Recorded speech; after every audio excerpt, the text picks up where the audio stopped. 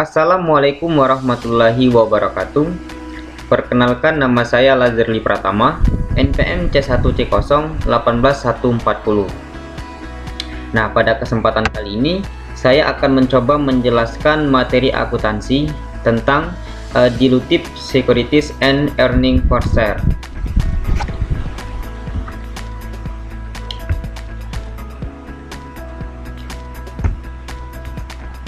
Nah, jadi sekuritas itu diartikan sebagai surat berharga. Nah, jadi yang dikatakan surat berharga itu karena dia bentuknya itu dalam bentuk selembar dokumen atau surat, tapi punya nilai. Nah, jadi misalnya saham bentuk kepemilikannya yang dimiliki oleh pemegang saham itu dalam bentuk dokumen yang menyatakan bahwa misalnya seseorang memiliki beberapa lembar saham di suatu perusahaan. Kemudian kalau obligasi itu juga sekuritas atau surat berharga yang berbentuk dalam sertifikat atau dokumen yang dinyatakan bahwa seseorang sebagai pemegang obligasi dari suatu perusahaan. Kemudian piutang, lebih tepatnya note payable. Nah, itu juga dalam bentuk dokumen yang seseorang terima dari pihak yang berhutang. Nah, jadi bentuknya hanya selembar kertas tapi bernilai, maka disebut sebagai surat berharga.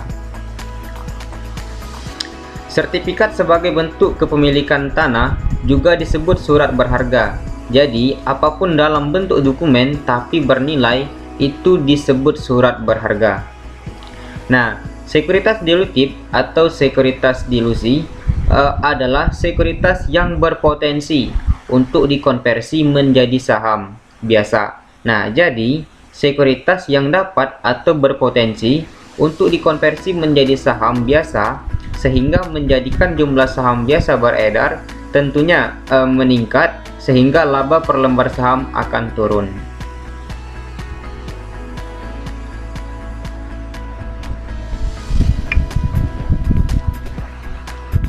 Materi selanjutnya yaitu sekuritas dilutif atau sekuritas dilusi.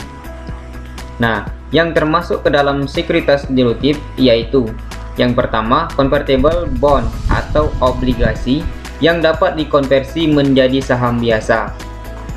Nah, ini tidak sama dengan obligasi biasa.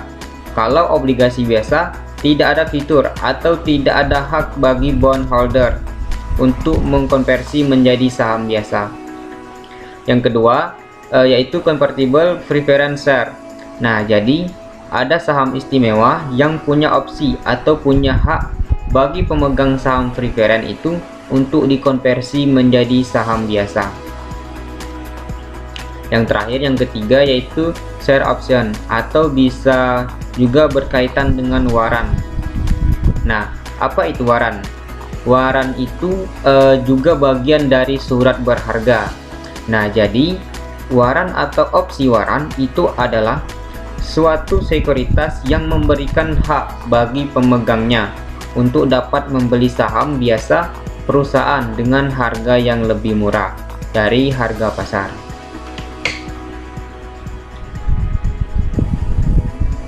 Nah, jika obligasi Anda dikonversi menjadi saham biasa, otomatis kewajiban Anda untuk membayar beban bunga itu hilang.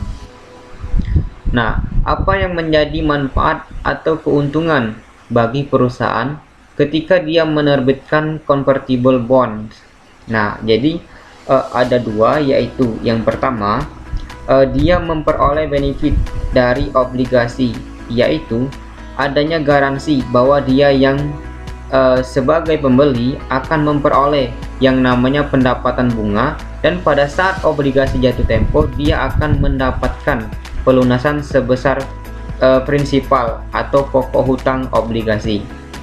Nah, maupun perusahaan yang menerbitkan tadi mendapatkan laba atau rugi, maka si pembeli tadi tetap akan dapat garansi memperoleh pendapatan bunga. Yang kedua yaitu mendapatkan privilege atau keistimewaan, yaitu pembeli dapat menukarkan obligasi tadi menjadi saham biasa. Nah, otomatis ada kemungkinan si pembeli akan menjadi bagian dari pemilik perusahaan tersebut.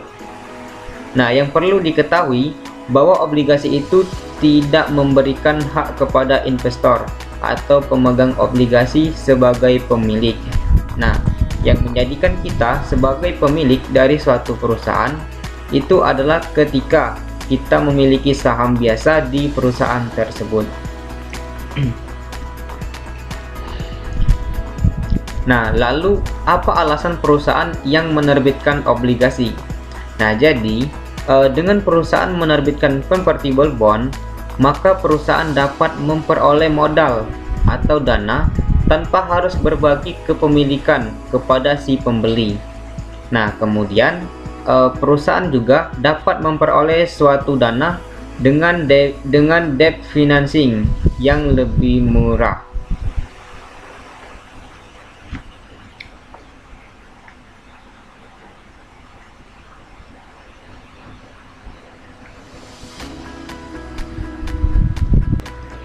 Materi selanjutnya yaitu akuntansi untuk melakukan pencatatan terkait convertible bond.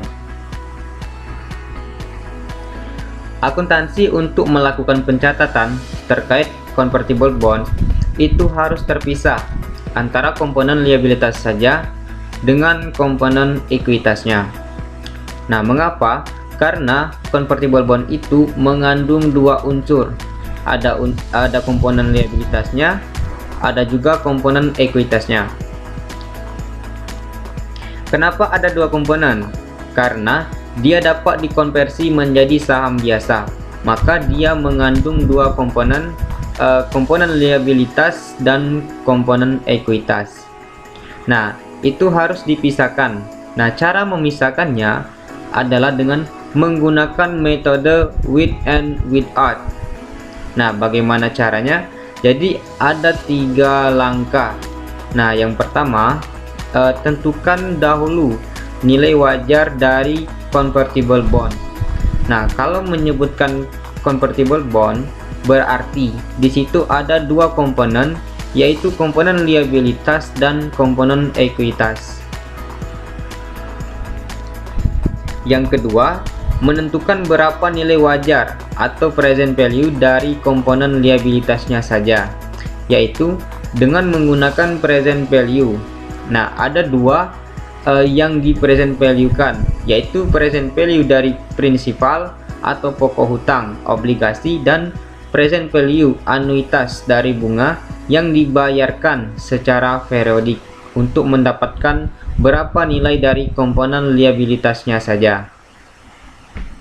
Nah, yang ketiga, nanti dihitung selisih antara nilai wajar dari convertible bond yang mengandung dua unsur tadi.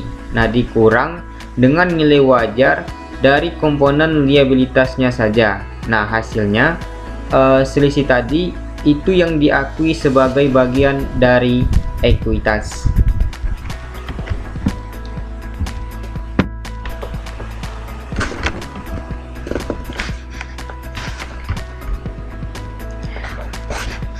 Baik, mungkin itu saja materi yang bisa saya sampaikan pada kesempatan kali ini.